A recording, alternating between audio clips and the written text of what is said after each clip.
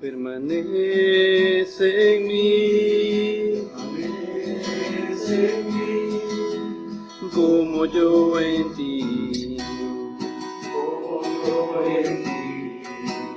Ámense unos a otros, como los amo yo. Lectura del libro del Éxodo. Después bajó Moisés del monte Sinaí, llevando las 2 tablas de la ley. Pero al bajar del monte, no se dio cuenta de que su cara resplandecía por haber hablado con el Señor. Cuando Aarón y todos los israelitas vieron que la cara de Moisés resplandecía, sintieron miedo y no se acercaron a él. Pero Moisés los llamó, y cuando Aarón y todos los jefes de la comunidad volvieron a donde estaba Moisés, él habló con ellos. Poco después se acercaron todos los israelitas, y Moisés les dio todas las órdenes que el Señor había dado en el monte Sinaí. Luego que terminó de hablar con ellos, se puso un velo sobre la cara. Cuando Moisés entraba a la presencia del Señor para hablar con él, se quitaba el velo y se quedaba así hasta que salía. Entonces comunicaba a los israelitas las órdenes que había recibido del Señor. Al ver los israelitas que la cara de Moisés resplandecía, él volvía a ponerse el velo sobre la cara y se lo dejaba puesto hasta que entraba a hablar de nuevo con el Señor. Palabra del Señor.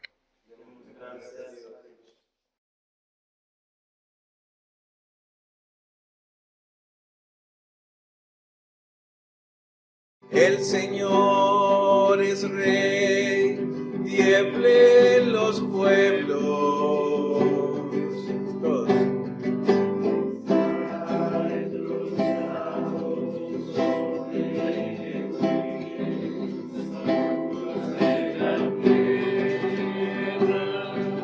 Vale, está bien así, pero con fuerza, con proyección de voz.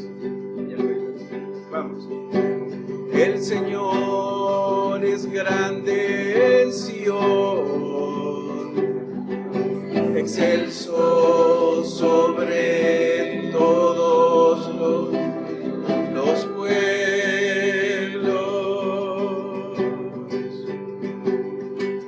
Otra vez. El Señor es grande en Sión.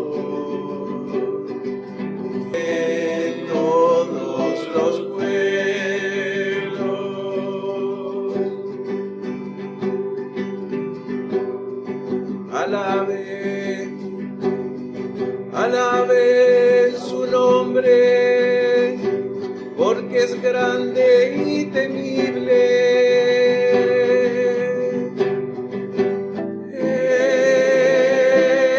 Él es el Santo, oh Rey poderoso, amante de la justicia. Has establecido la equidad, has administrado la justicia y el derecho en Jacob. Justicia y el derecho en Jacob.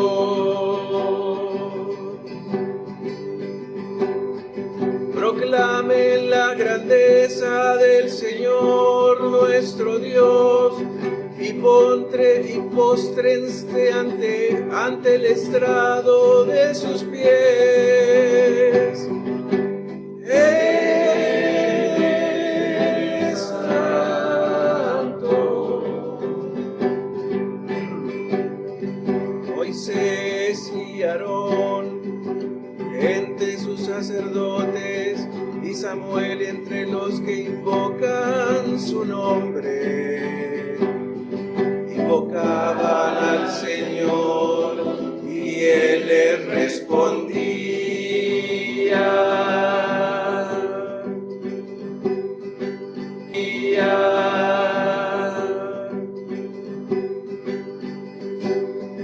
desde la columna de nube les hablaba.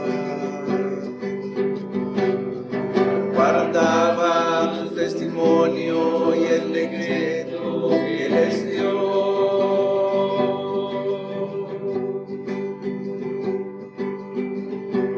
Oh Señor, Dios nuestro, en verdad les respondías.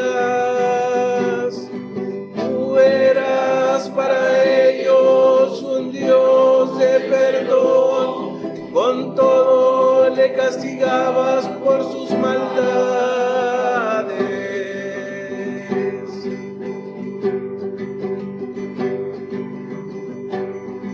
Proclame la grandeza del Señor, la del Señor nuestro Dios.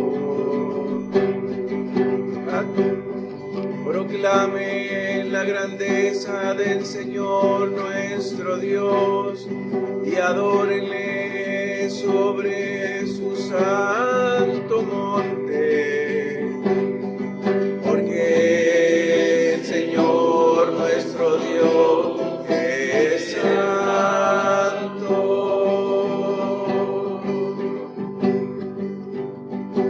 Gloria al Padre y al Hijo y al Espíritu Santo, como era en el principio, ahora y siempre, por los siglos de los siglos. Amén.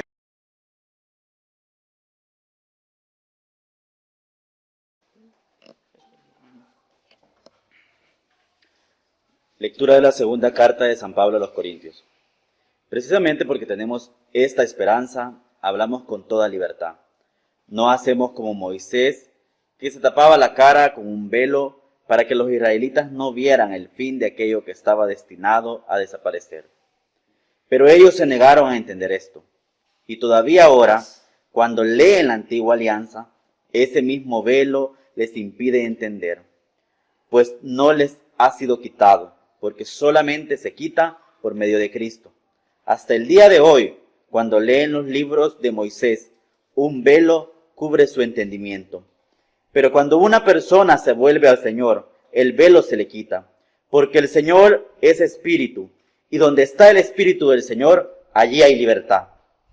Por eso, todos la gloria del Señor, y vamos transformándonos en su imagen misma, porque cada vez tenemos más de su gloria, y esto por la acción del Señor, que es el Espíritu. Por eso no nos desanimamos, porque Dios en su misericordia nos ha encargado este trabajo.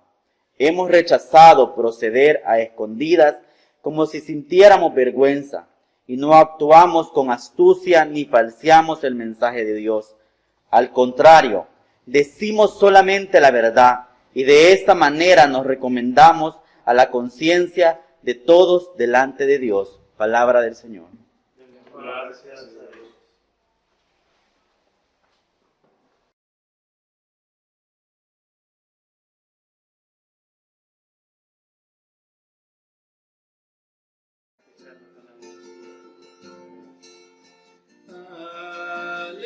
Aleluya, la palabra del Señor. Aleluya, la palabra del Señor. Aleluya, aleluya, aleluya, aleluya, aleluya,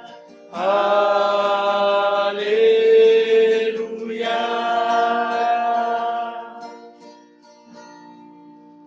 Último domingo después de la Epifanía, domingo de la Transfiguración. Santo Evangelio de nuestro Señor Jesucristo según San Lucas. Gloria a ti, Cristo Señor. Unos 8 días después de esta conversación, Jesús subió a un cerro a orar, acompañado de Pedro, Santiago y Juan. Y mientras oraba, el aspecto de su cara cambió, y su ropa se volvió muy blanca y brillante. Y aparecieron 2 hombres conversando con él. Eran Moisés y Elías, que estaban rodeados de un resplandor glorioso y hablaban de la partida de Jesús de este mundo que iba a tener lugar en Jerusalén. Aunque Pedro y sus compañeros tenían mucho sueño, permanecieron despiertos y vieron la gloria de Jesús y a los dos hombres que estaban con él. Cuando aquellos hombres se separaban ya de Jesús, Pedro le dijo: Maestro, qué bien que estemos aquí. Vamos a hacer 3 chozas, una para ti, otra para Moisés y otra para Elías. Ustedes imagínense a Pedro, ¿verdad? Bien embelesado. Ustedes imagínense a Pedro, ¿verdad? Bien embelesado ahí, queriendo olvidarse de el mundo. Y entonces, ¿verdad? Pedro escuchó a Jesús, ¿verdad? Que estaba ahí, y ya me lo imagino yo, la cara de Jesús atónito, viendo cómo Pedro se quería separar ya del mundo, y no era el tiempo, porque ya sabemos lo que pasa después, ¿verdad? Y entonces le dice, ¿verdad? Mientras hablaba, estaba una nube posándose sobre ellos. Y al verse dentro de la nube, le entró el pánico, ¿verdad? ¿Para qué ando invocando estas cosas? Ha de haber dicho, ¿verdad? Me iré olvidando de lo que dije. Entonces de esa nube salió una voz que le dijo, ¿verdad? Y empieza la primera revelación. Este es mi hijo. Vieron esto en secreto. Y aquel tiempo a nadie dijeron nada de lo que habían visto, ¿verdad? Se quedaron paniqueados. Al día siguiente, cuando bajaron del cerro, ¿sabes? Ustedes vayan haciendo las cuentas. Después de que esa nube apareció, se quedaron en absoluto silencio, ¿no? Entonces, cuando bajaron del cerro, una gran multitud salió al encuentro de Jesús. Y un hombre de entre la gente le dijo con voz fuerte: Maestro, por favor, mira a mi hijo, que es el único que tengo. Un espíritu lo agarra y hace que grite y que le den ataques y que eche espuma por la boca. Lo maltrata y no lo quiere soltar. He rogado a tus discípulos que le saquen ese espíritu, pero no han podido. Y entonces Jesús, ustedes recuerden de dónde vete y su corazón después de ese encuentro y de aquellas cosas que nunca vamos a saber que conversaron, pero que ya el Evangelio nos lo va anticipando, ¿verdad? Entonces Jesús le dice: oh gente sin fe y perversa, ¿hasta cuándo tendré que estar con ustedes y soportarlos? Trae acá a tu hijo. Así como ya, ¿para qué? Lo voy a hacer porque ni modo. Y cuando el muchacho se acercaba, el demonio lo tiró al suelo e hizo que le diera otro ataque. Pero Jesús reprendió al espíritu impuro, sanó al muchacho y se lo devolvió a su padre. Ahí vamos entendiendo el tema de la compasión y la misericordia que nos ha acompañado estos otros domingos en la lectura del Evangelio, ¿verdad? Y todos quedaron admirados de la grandeza de Dios. Evangelio del Señor. Te alabamos, Cristo, Señor.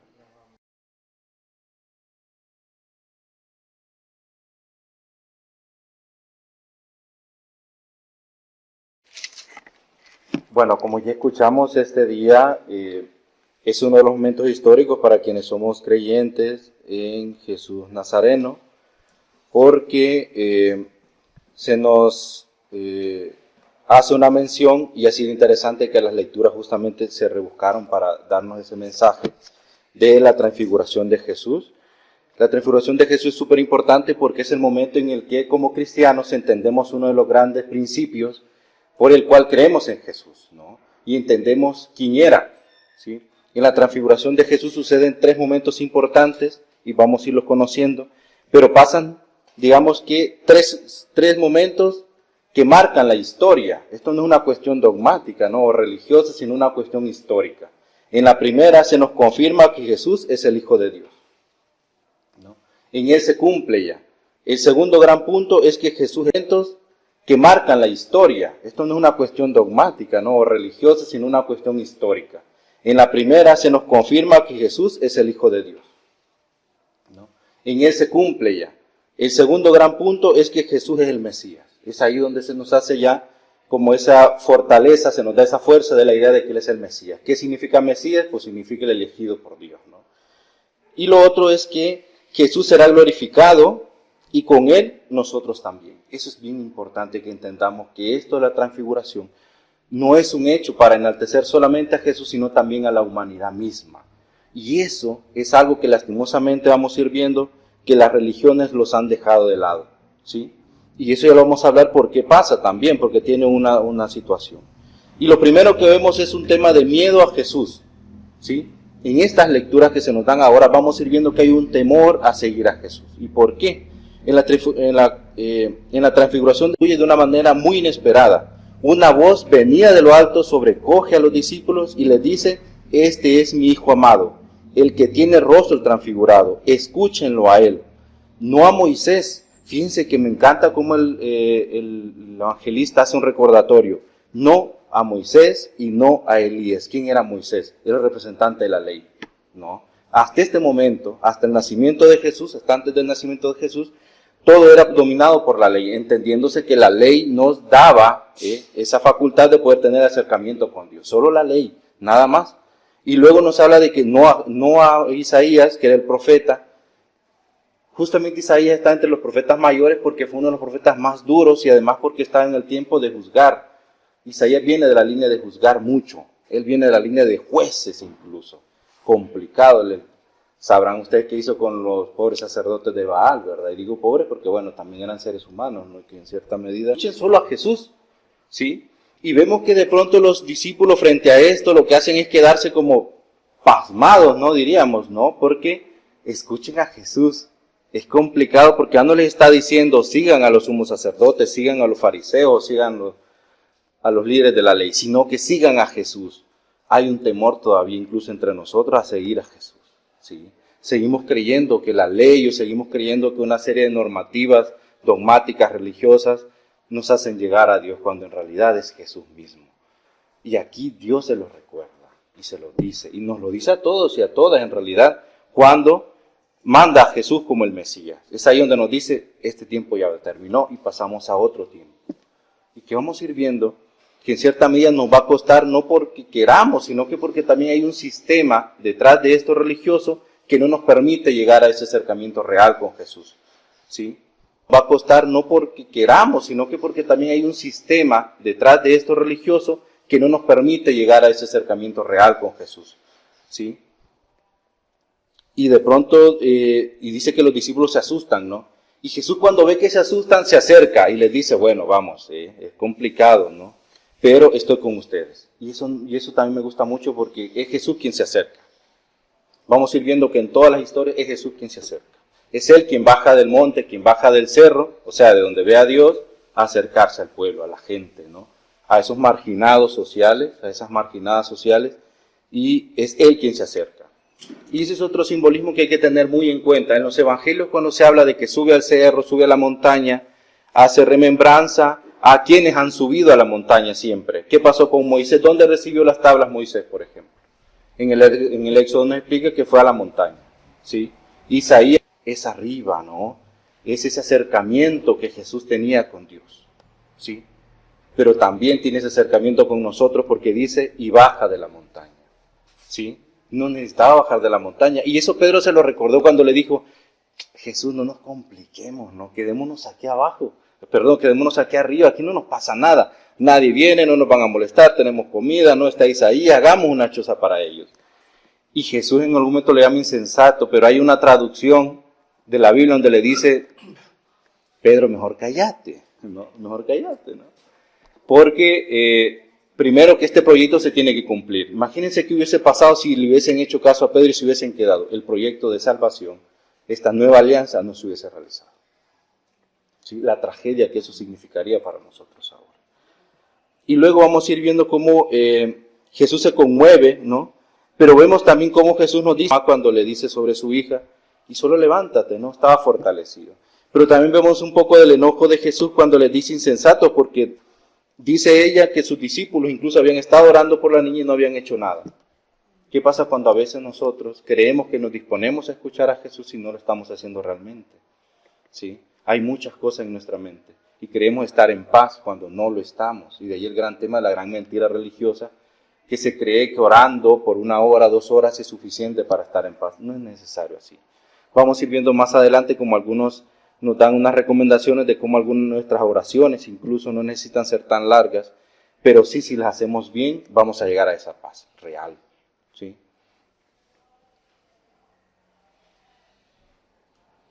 ¿Qué hay detrás de este miedo que tenemos, no? Yo creo que también hay una cosa que Jesús les hacía ver y es que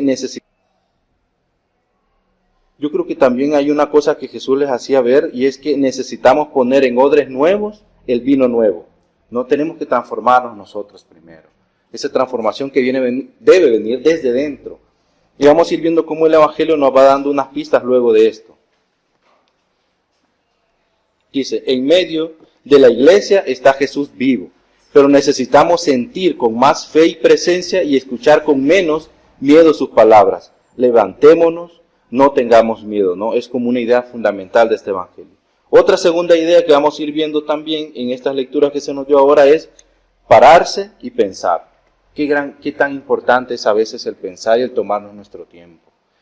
Muchas veces pasa una tragedia, pasa una dificultad y a la primera queremos empezar a salir adelante, ocultar nuestros sentimientos y emociones y al final esa frialdad lo que provoca es que, no, franco, nuestra salud mental no está bien.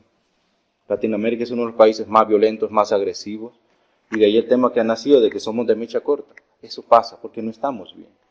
Y en este Evangelio se nos recuerda que debemos tener un espacio para pensar, un espacio para reflexionar, un espacio para limpiar nuestra mente. Y no solo se trata de saber, que ese es otro gran tema que Jesús aquí les va a cuestionar. Cualquiera puede leer la Biblia y memorizársela. Cualquiera, les diré. ¿No? Pero ¿qué pasa con el sentir y vivirla? Que es un cuestionante que aquí Jesús les hace. ¿Sí? Eso les está cuestionando. Probablemente nunca le ha resultado al individuo tan difícil y problemático el pararse y ponerse a pensar y reflexionar y pensar en tomar decisiones que son importantes para su vida. Vivimos sumidos en una cultura de intrascender en tomar decisiones que son importantes para su vida. Vivimos sumidos en una cultura de intrascendencia que ata a las personas al aquí y a la ahora, haciéndoles vivir solo para lo inmediato, sin apertura alguna al misterio último de la vida.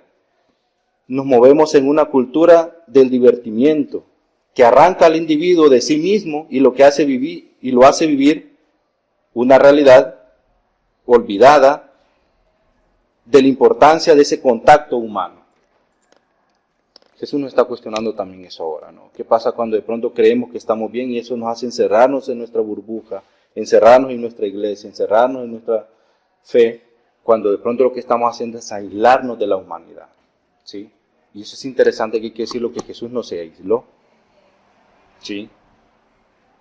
Pedro le dice, quedémonos aquí. Y él le dijo, no puedo. Este proyecto ya no es mío. Si esta copa la pudiera apartar de mí, dice, tal vez lo haría, pero en realidad se tiene que cumplir un proyecto. ¿Qué pasa con nuestras vidas? Hemos logrado llevar a una estabilidad supuestamente saludable, pero de pronto no estamos bien con las personas. ¿Sí? Y hay un cuestionante que yo les hacía hace unos meses a unas personas y es, vas 7 días al culto, cantás, lees, te encanta, pero sale que tus vecinos no te quieren porque sos mal vecino. ¿Qué está pasando ahí? ¿Sí? O sea, pasamos 8 horas en la iglesia cuando de pronto solo se piden 2 para hacer limpieza en el pasaje. Y no podés estar 2 horas haciendo limpieza en tu pasaje, pero sí 8 en la iglesia. Solo es limpieza en tu pasaje, ¿no? Es un cuestionante. ¿Qué pasa ahí? ¿No? Otra situación que pasó fue que en esto de la fe también es súper complejo porque vemos gente muy empoderada de su fe, de su religión, pero de pronto un domingo les tocan la puerta. Hay una iglesia que suele salir los días domingos de 2 en 2 y es interesante que de pronto las personas más fortalecidas en su fe son las que escuchan que tocan, uy, mira, ahí vienen, no hagas ruido para que vean que no hay nadie. O de pronto van y le dicen a los niños, mira, no hagas bulla porque igual van a escuchar, ¿no? ¿Qué pasa ahí con nuestra fe? Y entonces en este caso Jesús nos recuerda que esta realidad que vivimos de lo inmediato, del aquí y el ahora, nos hace apartarnos de la realidad. Y eso ya es un tema complejo. Y eso sí ya es pecado, si lo vemos desde el tema de los términos de pecado, cuando en realidad no mucho creo en ese término, pero eso sí ya es uno. Distanciarnos de la realidad social, de distanciarnos de la necesidad de las otras personas. Y claro, también de esa necesidad que nosotros tenemos de estar en contacto con las personas, ¿sí? Ya hemos leído un montón de situaciones donde vemos que los seres humanos somos sociales por naturaleza. Y eso no lo podemos apartar. Y eso nos fortalece en realidad. Pero cuando nos... Ahora, hombres y mujeres estamos siendo incapaces de querer, de ser libres, de juzgar por sí mismos, de cambiar nuestro modo de vida. Nos estamos convirtiendo en robots disciplinados que trabajan para ganar dinero y después írselo a gastar en un fin de semana. Imagínense qué interesante eso, ¿no? Trabajamos de lunes a domingo, pero te lo vas a gastar en un solo día de pronto y luego te quedas pidiendo prestado la semana siguiente, ¿no? O sea, ¿qué pasa cuando nos cuesta hasta en este tema? El tema de la economía es importante también. Ya nos lo dice Álvaro lo importante que es, ¿no? Pero a veces a nosotros se nos olvida. ¿Qué pasa ahí?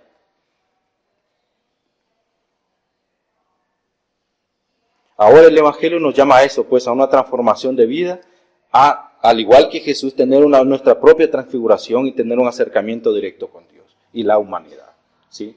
Porque al igual que Jesús, tener nuestra propia transfiguración y tener un acercamiento directo con Dios y la humanidad, ¿sí?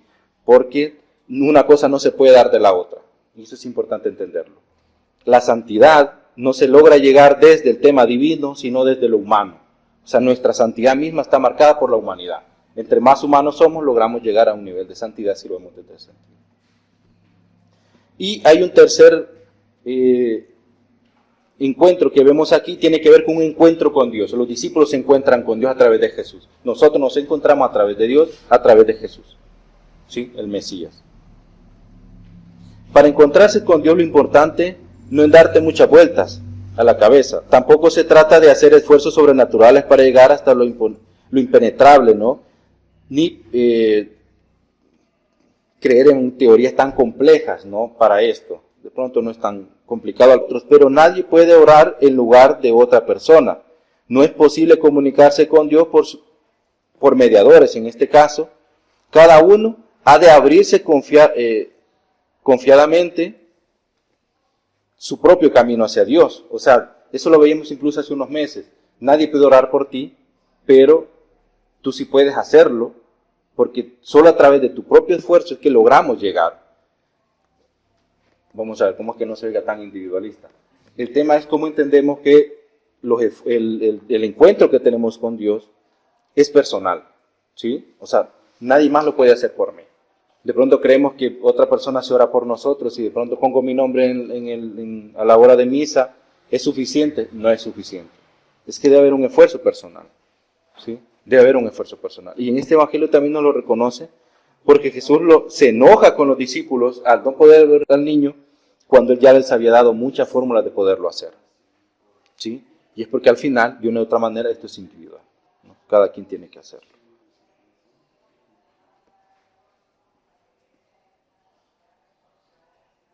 Por eso, una oración despersonalizada es una contradicción. Solo tiene de oración el nombre y la apariencia. Cuando se da la verdadera comunicación con Dios, allí hay una persona viva, un hombre o una mujer que interroga, que busca, que suplica, que goza o que se queja, que alaba o que confía. Solo en ese momento es cuando nos destapamos frente a Dios, ¿sí? Que también este es un gran tema. A nosotros no se nos permite, en el caso de los hombres, desde el tema del machismo, no se nos permite la exteriorización de sentimientos y emociones, porque eso significa ser vulnerable frente a los demás, o significa un tema de inferioridad incluso. No se nos permite. Por eso diríamos que a la hora de tener un tema de oración, desde el tema del machismo, no se nos permite la exteriorización de sentimientos y emociones, porque eso significa ser vulnerable frente a los demás, o significa un tema de inferioridad incluso. No se nos permite. Por eso diríamos que a la hora de tener un tema de oración nos va a costar obviamente abrirnos, pero parte del proceso de transformación o de transfiguración que debemos tener nosotros es esa capacidad de apertura, ¿no? De ceder, de soltar ese machismo, de soltar todo ese tema de masculinidad que tenemos, recalcitrante, dañina, y abrirnos a Jesús.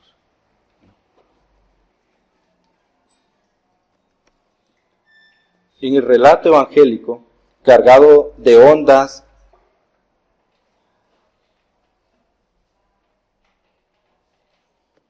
muy cuestionantes.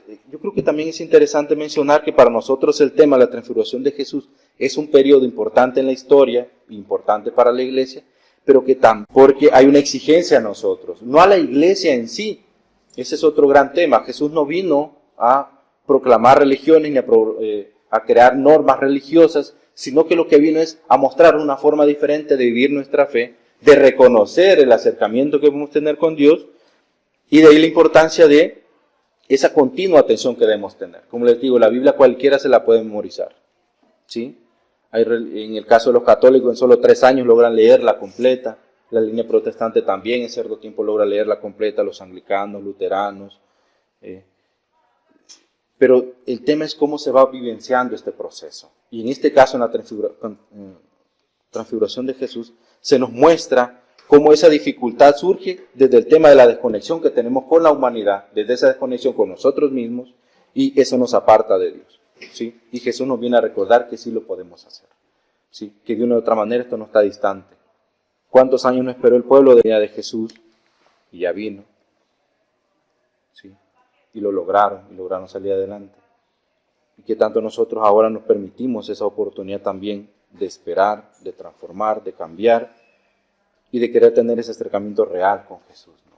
Desde nuestra apertura, desde nuestra vulnerabilidad, aceptando nuestra vulnerabilidad frente a Él. Y dejarnos llevar así por Él, pero rompiendo también nuestro ego, ¿no? Nuestro orgullo, nuestra envidia, nuestra codicia, que de una u otra manera siempre la tenemos, ¿no? Sería eso. Gracias.